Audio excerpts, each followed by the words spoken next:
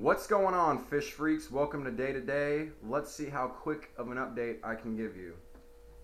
Alright, for starters here, we got this pair, and I actually moved this pot in here. I was cleaning another tank, and I guess I ended up walking away. And this is why it's important, if you have a breeding tank, to have the minimum amount of stuff in there, the least amount of stuff in there possible, especially if you don't want them laying on that surface and you want them laying on a particular substrate like a breeding tube or something like that, because they will end up laying anywhere besides that breeding tube, and that's just my fault. So what I'll do is I'll wait until these guys get the eggs to free swimming and move them, then I can take this pot out. The reason is the fry could get trapped in that gravel, and when they do, they will not be able to get out and get into the water column and feed, and you end up losing all the fries. So that pot has to come out of there once those angels start free swimming. I'm growing algae on all the tanks on the bottom and the sides. Algae's pretty beneficial, guys. I know everyone thinks it's unsightly and ugly, and a lot of times you see these breeder tanks and they're pristine and clean and clear. And algae, it serves its purpose. It's helpful. It conditions the water. Go ahead, do some independent research and studying on algae. Look into algae, man, and the benefits to any organism it has. So yeah, algae's good. I grow it in all the tanks. It's the angelfish eat it, even though they're fed by me, they still eat the algae. How I know? Their poo. You look at their poo, you can tell. If they're eating flake, pellet, or algae, it's very obvious by the shit that's coming out of them. And even though they get fed quite a bit, they still enjoy their algae, and they're pooing a lot of algae, meaning they're grazing on a lot of algae. This is what they do in the wild. It's a big part of their diet. Let them have it. It's easy to grow. It's free food, man. Your water's still clean. Your water's still clear. It's just you have algae in the water, and there's nothing wrong with that. Nothing wrong with having plant in the water, man. This pair right here spawned 6'9". I went ahead and removed the spawn from them and put it down in this tank and grew them out to free swimming, and then spent a lot of time feeding and raising these guys up. So they've been free swimming for about 3 or 4 days now, and doing good. Usually you have a massive die-off in that first 24 hours of free swimming because some of them just do not eat, and then they get weak, and then they die. As long as you keep the food particles suspended into the water column, it gives them a way better chance, and you have a higher success rate with them. And that's why brine shrimp is so important and used so often, is because it stays in the water column longer. It swims around, it's living. Especially if you're hatching this brine shrimp in fresh water. I see a lot of people hatching brine shrimp in salt water, and then they'll harvest the brine shrimp and put it in the fresh water. The brine shrimp won't live long because it'll get shocked by the different salinity, the big change in salinity. So what you do is you raise the brine and hatch the brine shrimp in fresh water. You still use a little bit of baking soda to get that hardness up, and it helps them hatch out of the egg. But by doing this, when you put them into the freshwater tank, they're ready to go, and they stay alive, and they swim around, and they're there in the water column for the angels to eat whenever they please. So keeping food into the water column as long as possible is very important if you're trying to have a good success rate and a low die-off. As you can see, I got a bunch here going in the background there. Also, when they're in the corner like that, it's very important to make sure that they are eating. So getting food into the corner and to them, and they do that whenever it's a bigger tank. There's some hiding back up in here too, swimming around. That can be a problem if you're not target feeding and you're not making sure that they're getting fed. And they simply do this because the water's big, they're kind of scared, and they feel comfortable in this little corner, in this little nook over here. And there's nothing wrong with that as long as they're getting fed.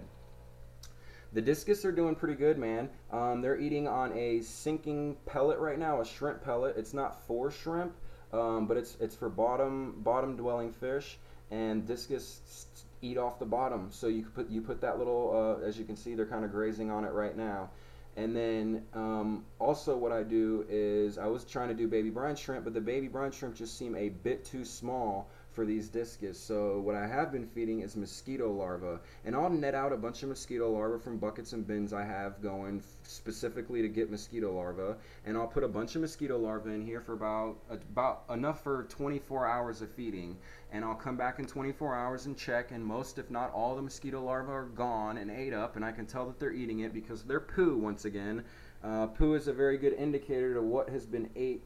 If they're eating a pellet, the poo is going to be a lighter color. If they're eating uh, algae and bugs, the poo is going to be a dark blackish rich color. So that's what's going on here. I know they're eating and enjoying it. And yeah, so that's what we got going on with that. This tank needs to be overhauled completely. I need to do some cleaning on this tank. They were having problems actually spawning. The female would be egg bound, hold her eggs for about 3 to 4 weeks, and then by the time she did lay the eggs, they'd be curled. They wouldn't stick to the substrate. They would fall to the ground and get eaten. That's why the water's tan. I condition the fish with humic acid via peat. Whenever there's a problem, I don't use medicines or salts or this or that or the other. I just use some peat, get the water right, get some humic acid in the water, and most times, if not always, it goes according to plan. Humic acid for the win, y'all. Look into it, use it. I'll do a video on things I use and some other little experiments I've been running. What else? Oh, this pair right here has spawned. They spawned on 610, and I threw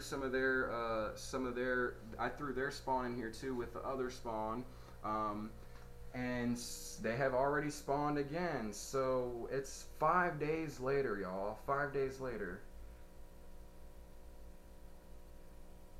No, it's actually 9 days later. My bad. 9 days later. And they've already spawned again, ready to go. I'm gonna leave the eggs with them because I've already have some babies to play with, and no reason to just be pulling them and being greedy and trying to get more and more and more. Let the parents do their thing. So yeah, my shrimp colony's in here. I need to clean this tank out, pull plants out, do a good water change, rescape it again, replant, make it look pretty. I do nothing with this tank. No water changes, hardly nothing. I just feed the piss out of it, and I let my shrimp multiply in here, and they're booming, doing good. I also have Variatus platies in here. So what I did was I picked up one Variatus platy from a local fish store. The smart way to do it is look, especially if they're a live bearer, you can kind of tell when they're pregnant. And you just go ahead and you buy you a pregnant female, and within a few weeks, you're booming. You'll have little baby platies everywhere. There's the female right there.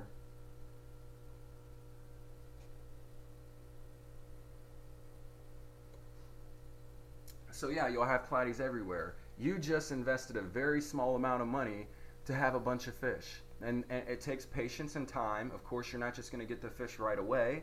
It might take a few months, but trust me, it's worth it. And it's always fun when you've produced these guys in your own tank and you can see everything happen and how everything works out. That's another reason it's so densely planted, just so all the fry feel safe and she can lay babies and they're not getting ate up. Although she doesn't seem to be eating her babies, man. When the tank was less planted, she'd just be chilling and hanging out with her babies, and then the adult platy doesn't seem to eat the shrimp, so it all works out pretty good. I think I just did the update on all the tanks, right?